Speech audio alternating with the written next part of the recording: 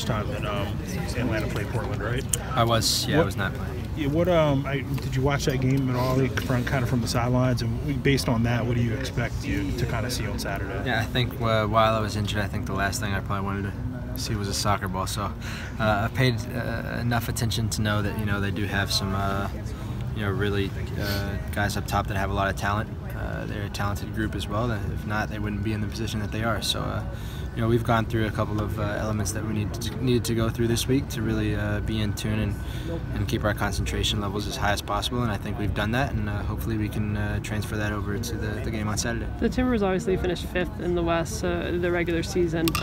Maybe wasn't quite as good as your guys', but why do you think has made them so good in this playoff run, and what challenges is that going to prevent for you guys? Yeah, there's always the saying that the playoffs are completely different than the regular season. So it's a completely different season in its own. It's a tournament in its own. So and from the looks of it, they have a lot of guys that have had experience of being in that position before. So a few years ago they were MLS Cup champions. So with that experience that they have, they've done well to get to put themselves in the position that they are right now. And on the contrary to that, we have so many guys that have a ton of talent that have got us in this position that we are in today.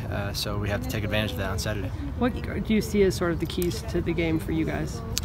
I think as long as we can keep those same concentration levels as high as possible and the intensity level as high as possible within defense, and hope and pray that Joseph and Miguel do their job up top. Julian called Decision Day a wake-up call. Do you feel like that was a wake-up call? Because you guys have been outscoring your opponents 7-2, playing back to Atlanta-type soccer kind of since then. That was definitely a wake-up call for myself, for sure. You had to come in the 10th minute after being out of the game for about 5 months in the freezing cold. But no, I think for sure, yeah, especially those last 2 games for us, knowing that we needed a bit of revenge against the Red Bull since they took 1 trophy away from us, and now we have the opportunity to win 2. What's been the message this week? What's been the vibe? Is it business as usual, or is there a little extra something being said? I think just you get into a phase within the season that you just have these morning rituals, and even the coaching staff have these morning rituals just to keep us in tune. A lot of happiness around the training grounds and a lot of joking around. But when it comes down to it, we're all serious and we all know what is in front of us. So I'm sure the nerves will be there on Saturday for all of us, but hopefully we can come out on top. Obviously, talent's a huge, important part of getting you to MLS Cup, but it takes more than that. It takes team effort. What do you think has made you guys so good this year? That I couldn't tell you. I couldn't tell you because I've said this many times before. You have about 26, 27 guys coming in last year. So it's been 2 years of getting to know each other, because we all come from different backgrounds. We all come from different cultures. There's about 7 different languages spoken on the team.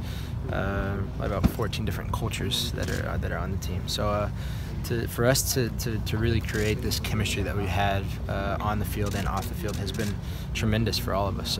We didn't expect to be in this position 2 years ago. I couldn't have told you I signed on for this project to be part of this project and be where we are right now. So we're all very fortunate, and we definitely know what's in front of us.